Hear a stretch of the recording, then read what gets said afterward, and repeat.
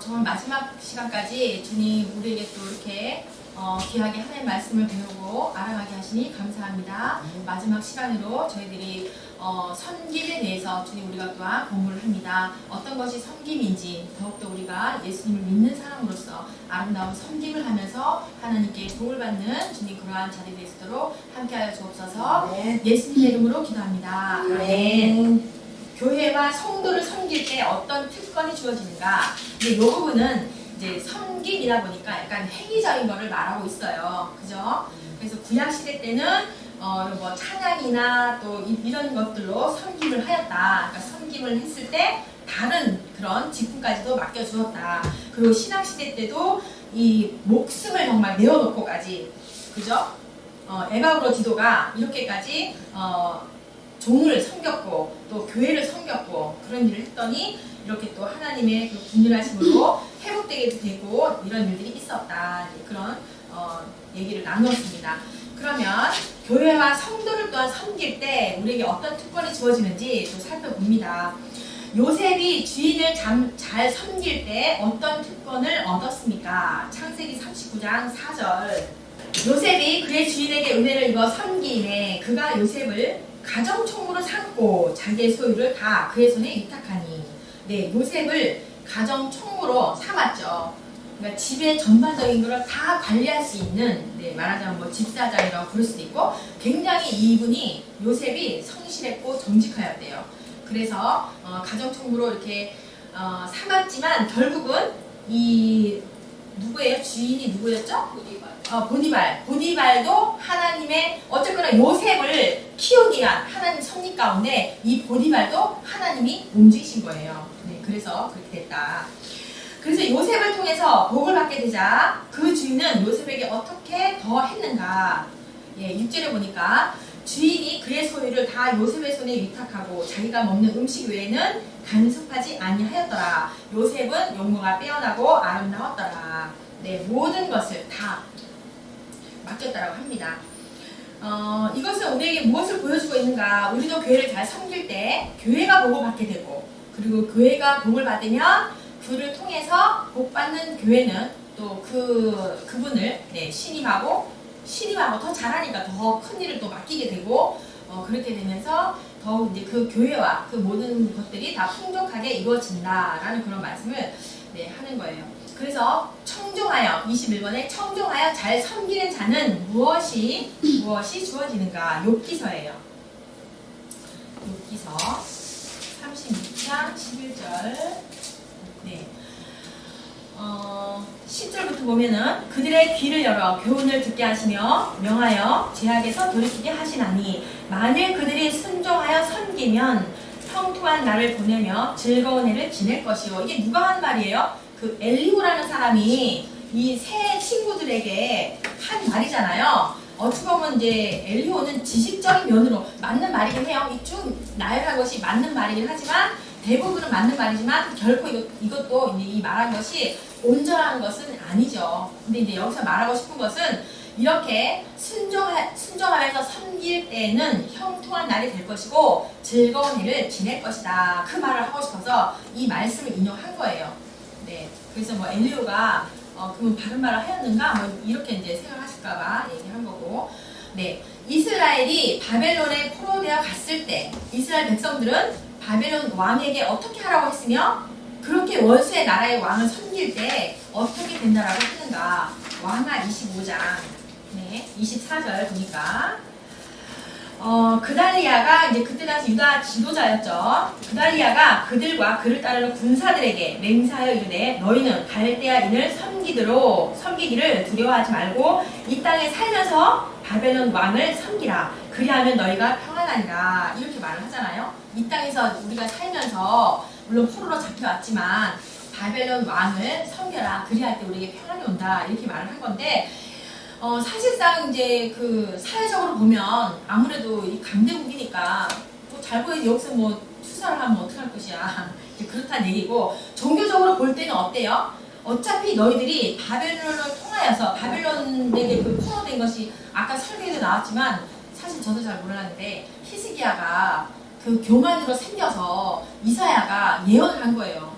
너희들 후손들이 이렇게 바벨론에게 포로가 되고 저주가 임할 것이다. 다 멸망할 것이다. 이제 그거하고 이제 연결해서 보면은 어차피 바벨론을 통해서 하나님의 징계를 너희들이 달게 받아라.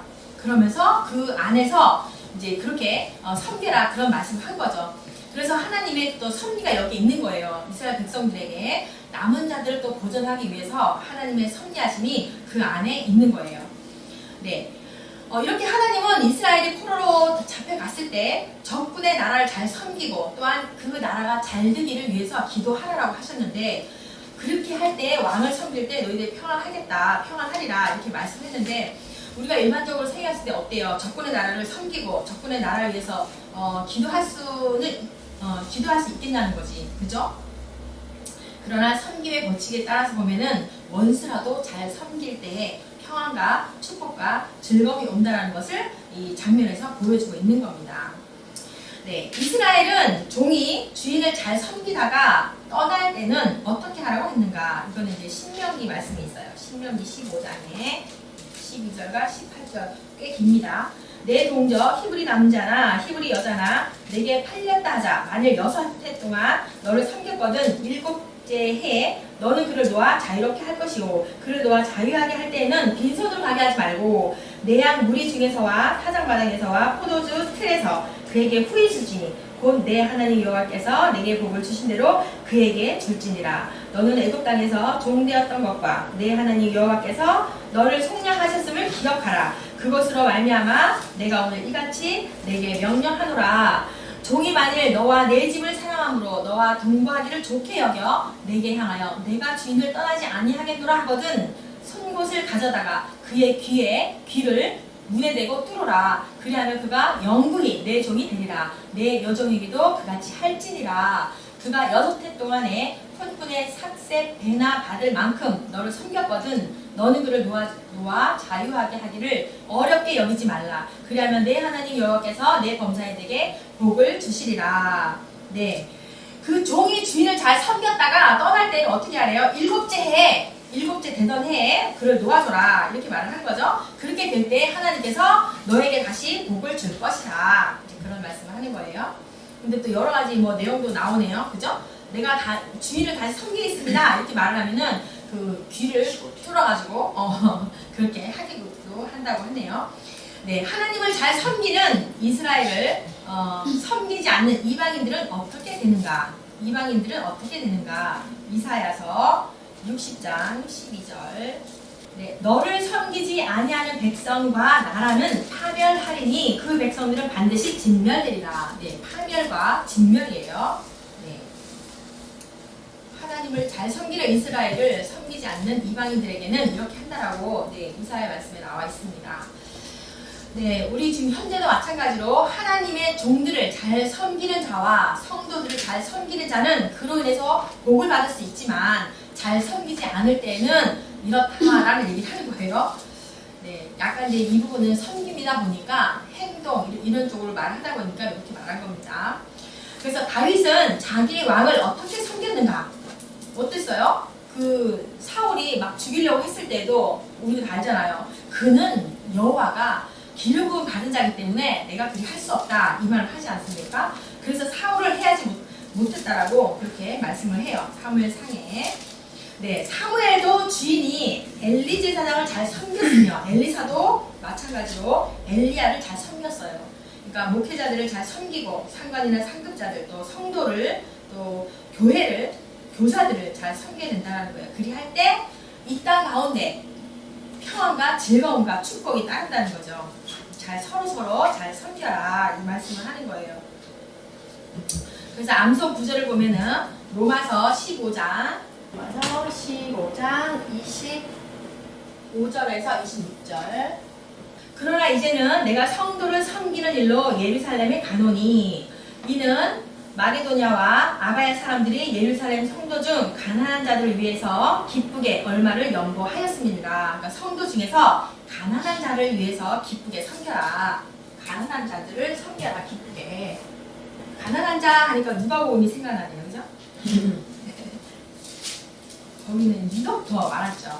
그리고 27절에 저희가 기뻐서 하였거니와 또한 저희는 그들에게 빚진 자니 만일 이방인들이 그들의 영적인 것을 나눠 가졌으면 육적인 것으로 그들을 섬기는 것이 마땅하니라. 그러니까 육적인 것으로도 섬겨라. 영적인 것을 받았으니까. 그 다음에 빌립보서 2장 30절 그가 그리스도의 일을 위하여 죽기에 이르러도 자기의 목숨을 돌보지 아니한 것은 나를 섬기는 너희의 일에 부족함을 채우려 함이니라. 이건 에바브로디도가 이렇게 목숨을 돌보지 않을 정도로 그 교회와 바울을 섬긴다는 거잖아요. 그러니까 부족함을 채우라. 부족함을 채우라.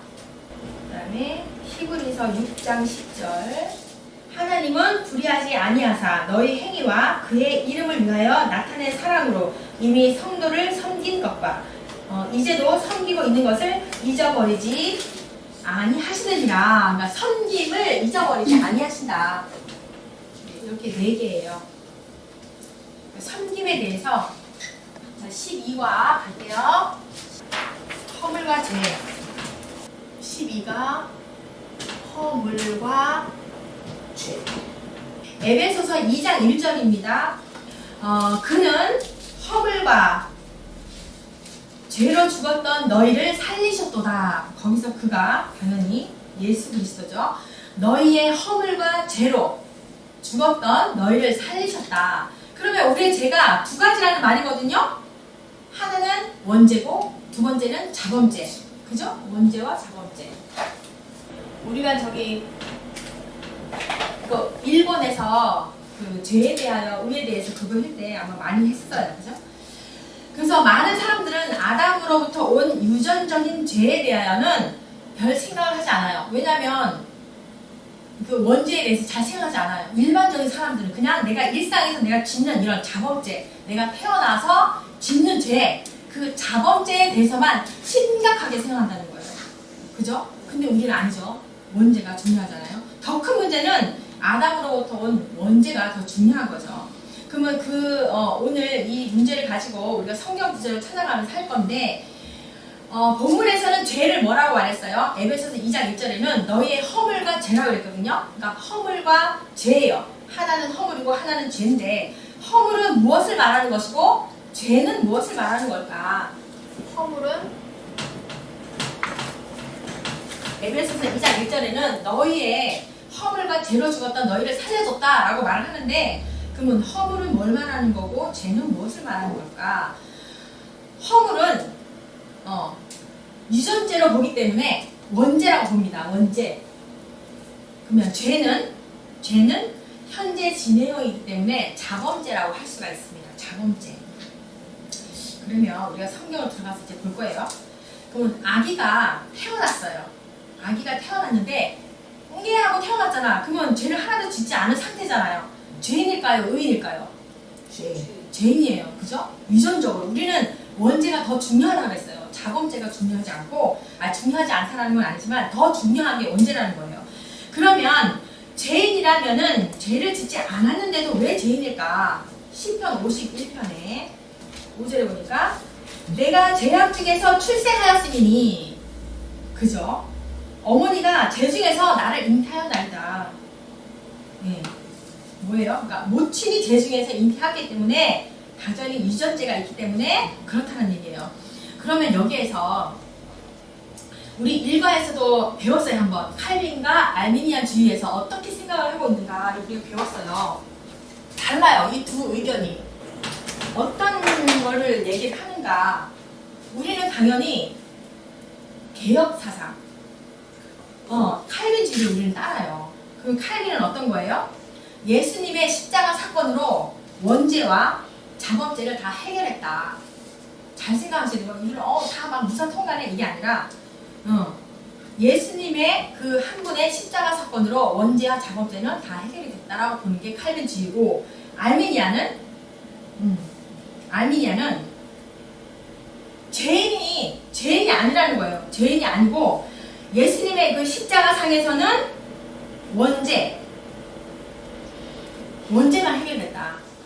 그래서 자범죄는 이제부터 우리가 살아가면서 우리가 그 자범죄를 짓지 않도록 해야 되고 거기에 대해서 회개도 철저하게 해야 되고 그렇다고 말하는 거예요. 조금 차이가 있지요. 그러니까 아기가 태어났는데 우리 칼빈주의 사상에서는 유전이기 때문에 죄인이라고 보는데 아르미니안에서는 죄를 안 지었기 때문에 얘는 죄인이 아니라는 거예요. 아기가 태어나도 죄인이 아니라는 거예요. 그렇게 말한다는 거예요. 그러니까 칼빈주의와 아르미니주의가 이렇게 차이가 있다는 거예요. 만일 하와만 선악과를 먹고 아담은 먹지 않았다면 어떻게 되었을까? 하와만 선악과를 먹고 아담은 먹지 않았어요. 그러면 아담은 죄인일까요? 죄인일까요? 이렇게 우리가 조론해. 아담은 이제 뒤에 가면 더 설명이 나와요. 자, 아담은 죽지 않아요. 근데 하와만 죽어요. 하와는 선악과를 먹었기 때문에. 만일 근데 아담은 안 먹었어. 그럼 아담은 죽지 않는다는 거예요. 그러면 왜 그럴까? 한번 보자고요. 반대로 그럼 아담은 먹고 하와는 먹지 않았어. 그럼 어떻게 됐을까요? 둘 다 죽어요. 왜 그럴까? 아담한테서 하와를. 네, 맞아요. 유전이 문제니까 문제. 근데 아담은 안 먹었어. 근데 하와만 먹었어. 그럼 하와만 죽는 거야. 이게 이제 이렇게 말하니까 이제 종자의 문제가 뒤에서 나와요. 종자. 종자 문제 때문에 그렇다는 게 나와요. 종자가 죄인이면 그 후손들이 죄를 안 지어도 죄라는 거지. 그러면 기독교는 그럼 어떤 종교인가? 참 일본에서 막 좀 그렇지만, 자, 기독교는 그럼 어떤 종교일까? 이사야는 인간을 무슨 종자라고 합니까? 이사야서 1장 4절. 1장 4절. 슬프다 범죄한 나라요 허물진 백성이요 행악의 종자요. 행악의 종자래요. 행위가 부패한 자식이로다. 그들이 여호와를 버리며 이스라엘의 거룩하신 이를 만으로 여겨 멀리하고 물러갔도다. 행악의 종자래요. 행악의 종자. 우리는 선악과 사건 이후로 행악의 종자가 되었어요. 행악의 종자. 근데 예수님이 오심으로 우리는 의의 종자가 된 거죠. 의의 종자. 여기에서 허물진 백성, 종자, 부패한 자식 이렇게 표현한 것은 하나님과의 언약된 부자관계를 또 표현하고 있는 거예요. 어쨌거나 이렇게 이스라엘이 자꾸 부패하니까 너희들은 이런 백성이야 라고 이제 말을 하는 거죠. 이사야가. 하나님은 어떤 나무를 원하고 계십니까? 이사야 61장 3절. 무릇 시온에서 슬퍼하는 자에게 화관을 주어 그 죄를 대신하여 기쁨의 기름으로 그 슬픔을 대신하며 찬송의 옷으로 그 근심을 대신하시고 그들이 의의 나무 곧 여호와께서 심으신 그 영광을 나타낼 자라 일컬음을 받게 하려 하심이라. 어떤 나무가 되기를 원해요? 의의 나무가 되기를 원해요. 너희들이 행악의 종자였지만 의의 나무가 되기를 원한다. 너희들이 나의 영광을 나타내기를 원한다. 이렇게 말을 하는 거죠. 그래가지고 슬픔 대신에 죄를 대신하여서 너희들에게 화관을 주실 것이다 라고 약속의 말씀인 거죠. 예수님도 나무를 비유하셨는데 어떤 나무예요? 예수님은? 네, 맞아요. 참포도나무. 요한복음 15장에 나와 있죠. 참포도나무다. 그리고 아버지는 농부라. 네, 이렇게 표현을 하면서. 그래서 우리는 말씀을 통하여서 우리를 향하신 하나님의 뜻과 목적을 분명히 깨닫게 돼요. 당연히. 예. 그래서 우리의 삶은 영적으로 건강하게 되게 되면은 당연히 선한 열매를 또 많이 맺게 된다는 거죠. 그래서 예수님 안에 있으면 나를 통하여서 주의 영광을 나타내신다는 거예요.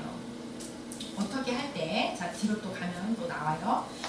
그래서 죄인에게서 나면 죄를 짓지 않아도 죄인이라는 거예요. 지금 아담과 하와를 비유를 했지만 아담이 죄인이기 때문에 하와가 죄를 짓지 않아도 하와는 무조건 죄인이라는 거예요. 그렇죠? 근데 의인에게서 나면 죄를 져도 의인인가? 의인에게서 나면 죄를 져도 의인인가? 죄인에게서 나면 죄를 짓지 않아도 죄인이 된다면 의인에게서 나면 죄를 져도 의인이라야 된다는 거야. 안 지켰지. 의인이라야 된다는 거야. 그러니까 원죄를 말하는 거니까. 종자를 말하는 거니까. 종자 자체가 의인이면 우리가 자범죄를 지어도 의인이라는 거예요. 자, 뒤로 더 가볼게요. 어렵죠? 그러나 그 말을 믿기는 정말 힘들다. 믿기는 너무 힘들다는 거야. 종자 이야기를 하는 거거든요. 잘 봐야 돼요. 그래서 갈라디아서 4장 4절 갈라디아서 4장 4절. 때가 참에 하나님이 그 아들을 보내사, 예수 그리스도를 보내사 여자에게서 나게 하시고 율법 아래 나게 하신 것은 율법 아래 있는 자들을 속량하시고 우리로 아들의 명분을 얻게 하려 하심이라. 그렇게 말씀을 했는데 그 아들은 누구예요? 예수 그리스도잖아요. 예수님은 여자의 후손이고 우리는 남자의 후손이야. 예수님 말고는 다 남자의 후손. 예수님은 여자에게서 나셨다는 거예요. 그러면 예수님과 우리는 종자가 같아요, 달라요? 종자가 달라요. 예수님은 여자의 종자야. 어쨌거나 성경에서 그렇게 말하고 있고 맞는 말이고 우리는 남자의 후손이에요. 그러니까 또 이제 지나가보면 여기서 말하는 그는 누구일까? 당연히 예수 그리스도죠. 네, 이사야 53장 5절 말씀. 그가 찔림은 우리의 허물 때문이요 그가 상함은 우리의 죄악 때문이라. 그가 징계를 받음으로 우리는 평안을 누리고 그가 채찍에 맞음으로 우리는 나음을 받았도다. 여기서 말하는 그는 예수 그리스도를 말하고 있는 거죠. 구약시대 때는 이스라엘 백성들이 어떤 짐승을 잡아서 그 피로 인하여서 죄를 사했단 말이에요. 근데 그것은 완전한 희생 제물이신 예수 그리스도가 오시기 전까지 상징적인 행위였다라는 거예요. 상징적인 행위. 그러면 히브리서 10장 4절에도 그런 말씀이 있어요. 히브리서 10장 4절에도 황소와 염소의 피가 능히 죄를 없이 하지 못한다. 이렇게 말한 게 있거든요. 그러니까 완전한 희생 제물 예수 그리스도가 오기 전까지는 우리의 모든 죄를 완전하게 없앨 수 없다. 그냥 상징적인 행위였다라고 이렇게 말을 한단 말이죠. 그러면서 히브리서 9장 28절에 단번에 우리의 모든 죄를 담당하시고 단번에 영원히 들으신 바 된 그리스도의 그 구약시대 때 그런 모든 희생 제물들은 상징일 뿐이었다. 그런데 이제 그가 곧 죄 없으신 메시아신 예수 그리스도가 우리의 죄악을 온전히 대신할 수 있고 완전하고 영원한 희생 제물이 셨다는 거죠. 그가 이렇게 이사야서 53장에서 말하는 그는 이렇게 우리의 모든 죄악을 담당하시고 완전하고 영원하신 희생 제물로 오셨다는 거죠. 그러면 허물이 없어지려면 어떻게 해야 된다고요? 지금 계속 읽었어요. 그가 찔리면 우리 허물 때문인데 그가 상하면 우리의 죄악 때문이라. 그가 징계를 받음으로 우리는 평안을 누리고 그가 채찍에 맞음으로 우리는 나음을 받았도다. 그는 곤욕과 신문을 당하고 끌려갔으나 그 세대 중에 누가 생각하기를 그가 살아있는 자들의 땅에서 끊어짐은 마땅히 형벌받을 내 백성들의 허물 때문이라 하겠느냐. 그러니까 예수 그리스도가 죽어야 우리의 허물이 없어지고 채찍으로 그가 우리 대신에 채찍에 맞아야 죄가 없어진다라고 하는 거죠. 그래서 죄가 없어지려면은 그가 채찍에 맞음으로 우리는 나음을 받았다. 그 다음에 11번 십자가를 지시기 전에 예수님은 제자들과 무엇 하기를 원하였는가? 누가복음 22장 14절에서 16절. 네. 때가 이름에 예수님께서 사도들과 함께 앉으사 이르시되 내가 고난을 받기 전에 이제 십자가 지시기 전이죠. 너희와 함께 이 유월절 먹기를 내가 원한다. 원한다. 그러셨어요. 내가 너희에게 이르노니 이 유월절이 하나님의 나라에서 이루기까지 다시 먹지 아니하겠다.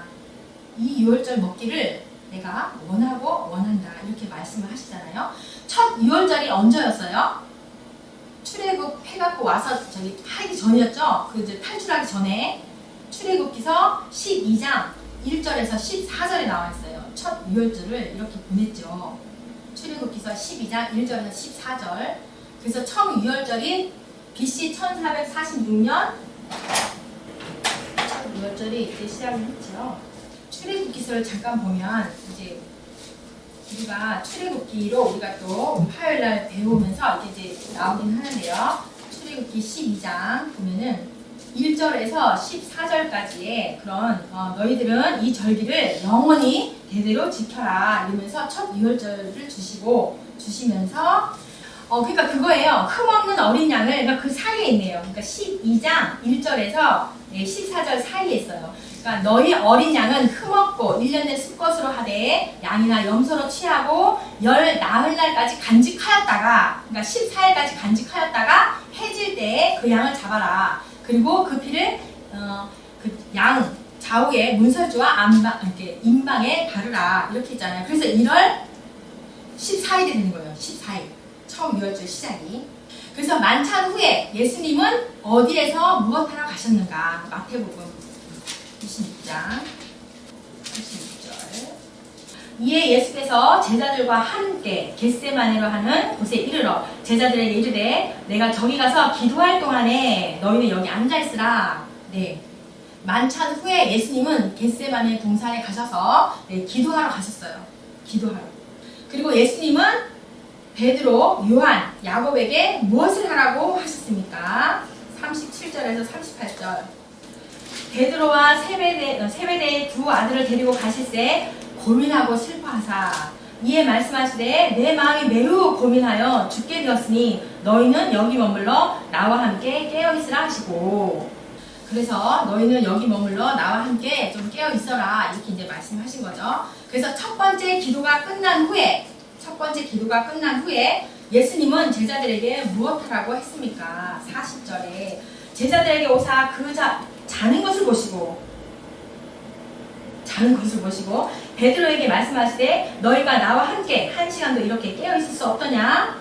너희가 나와 함께 있어서 깨어있어라 그렇게 말씀하신 거죠. 그러니까 무엇 때문에 기도하라고 한 거예요? 41절에 시험에 들지 않게 깨어있어라. 근데 마음에는 원인데 육신이 약하도다 이렇게 말씀한 거죠. 그러니까 십자가의 죽음을 기다리는 그 외로움 속에서 사실은 예수님도 함께 기도할 친구가 필요했던 거예요. 그래서 이제 31절에 예고했듯이 31절에 보니까 그때 예수께서 제자들에게 이르시되 오늘 밤에 너희가 다 나를 버리리라 기록된 바 내가 목장을 치리니 양의 떼가 흩어지리라 하였느니라. 그게 걱정했던 거예요. 그러니 얘들아 앞으로 닥쳐올 그 유혹과 시험들을 생각하면 깨어 있어야 돼. 이런 일들이 있을 거야. 그래야만이 너희들이 깨어서 기도할 때 이런 두렵고 이런 도전에 맞서서 너희들이 잘 싸워줄 수 있을 거야 라고 이렇게 말을 하는 거죠. 근데 역시나 잠들었어요. 그래서 두 번째 기도가 끝난 후에도 제자들은 어떤 상태였을까? 그때도 잤어요. 다시 두 번째 나아가 기도하여 이르되 내 아버지여 만일 내가 마시지 않고는 이 잔이 내게서 지나갈 수 없거든 아버지의 원대로 되기를 원하나이다 하시고 다시 오사 보신즉 그들이 자니 그들의 눈이 피곤함이더라. 네, 잠자고 있었어요. 세 번째 기도하신 후에 예수님은 무엇이라고 했습니까? 세 번째 기도하신 후에 또 그들을 두시고 나아가서 세 번째 같은 말씀으로 기도하신 후에 이에 제자들에게 오사 이르되 이제는 자고 이제 가서 쉬어라.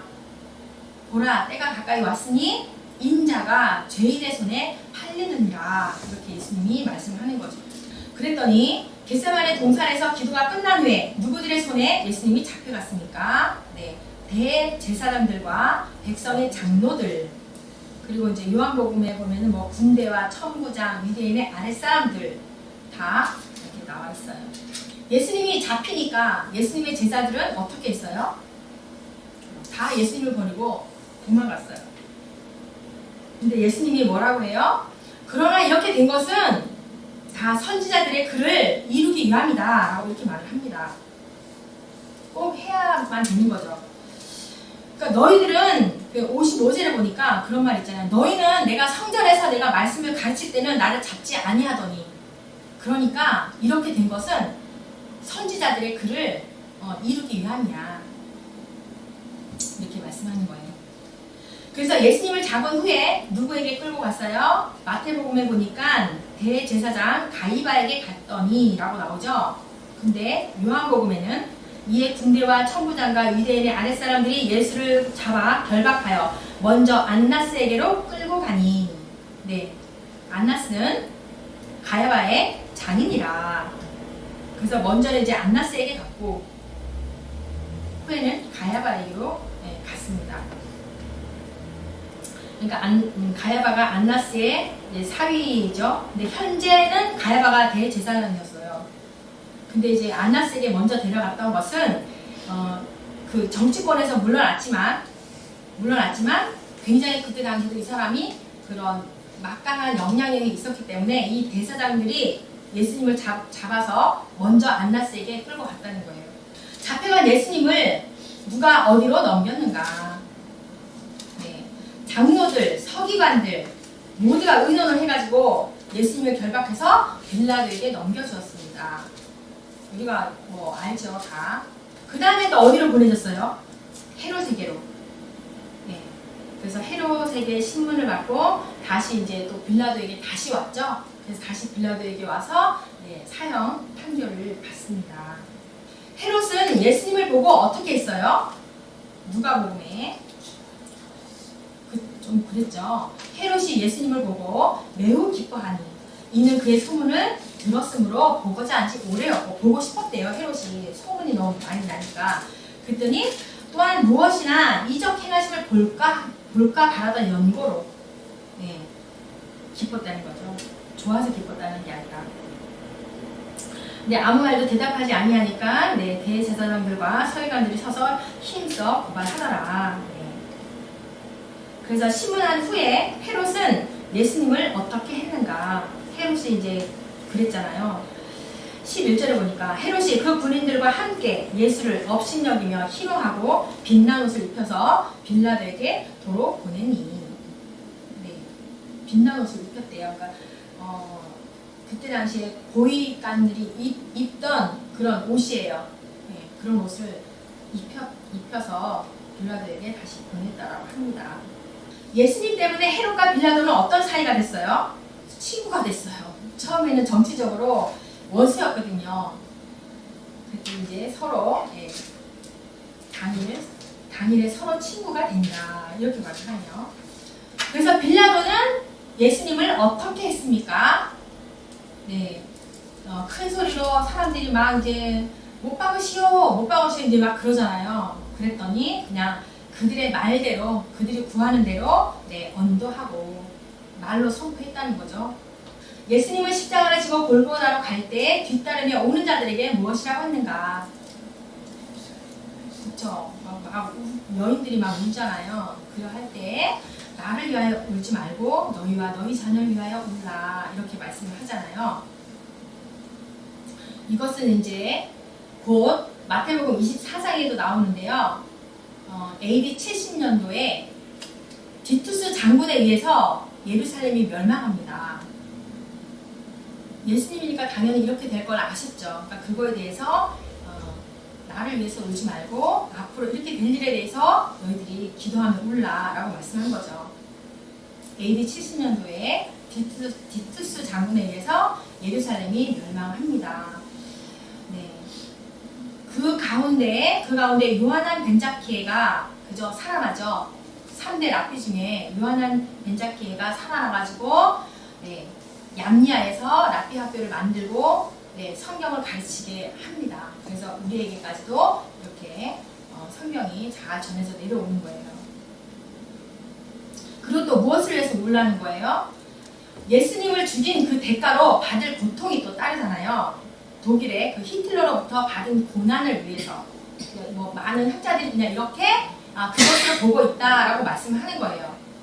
그때 당시에 이제 모든 수선들이 죽을 것을 이제 예언을 하는 건데 그때 당시에 유대인들이 많은 사람들이 가스실에서 대학살을 당하게 되는 그런 사건이 있잖아요. 앞으로 이렇게 받을 고통에 대해서 너희들이 너희와 너희 자녀들을 위해서 울라라고 말씀한 겁니다. 어느 곳에서 예수님을 십자가에 달렸습니까? 해골, 그죠? 해골이라고 하는 곳에서 십자가에 달리셨습니다. 그리고 예수님이 십자가에 달려서 첫 번째 하신 말씀이 이제 십자가상에서 이제 치료를 하셨잖아요. 근데 여기서는 아버지 저들을 사하여 주옵소서 자기들이 하는 것을 알지 못함이니이다 이렇게 말씀합니다. 또 있죠? 우리 7원 누가복음 할 때 다 배웠어요. 그죠? 누가복음 23장 43절에 나와 있어요. 내가 진실로 내게 이르노니 오늘 내가 나와 함께 낙원에 있으리라. 네, 그런 말씀을 두 번째로 하셨고 세 번째로는 요한복음 19장 26절에서 27절. 여자여 보소서 아들입니다. 그리고 마태복음 27장 46절. 그리고 마가복음 15장 34절에 엘리 엘리 라바 사박다니 이렇게 말씀합니다. 그것은 나의 하나님 어찌하여 나를 버리셨나이까 라는 그런 말씀이죠. 그런 뜻이죠. 그리고 다섯 번째로는 내가 목마르다 이렇게 말씀합니다. 요한복음 19장 28절에 그리고 요한복음 19장 30절에 다 이루었다. 그리고 누가복음 23장 46절에 아버지 내 영혼을 아버지 손에 부탁하나이다. 이렇게 십자가상에서 일곱 말씀하시고 돌아가시죠. 여기까지 할게요. 여기까지 하고 더 뒤로 나가면 허물과 죄에 대해서 뒤로 더 이제 나오는데 여기까지 하겠습니다. 하나님 감사합니다. 오늘 또 이렇게 섬김에 대해서도 공부를 하였고 또 오늘 귀한 말씀 허물과 죄에 대해서 예수님이 그 모든 우리의 허물과 죄를 사하여 주셨고 그 때문에 예수님께서 십자가에서 돌아가심을 압니다. 주님 너무나 감사합니다. 또 그 이후에 배울 말씀도 너무나 많은데 주님 그 말씀을 통하여서 우리가 다시금 예수님을 바라보게 하시고 더욱더 우리가 예수님께로 더욱더 가까이 가는 우리의 모습들이 될 수 있도록 함께하여 주옵소서. 감사합니다. 예수님의 이름으로 기도합니다. 아멘. 아멘. 알겠습니다.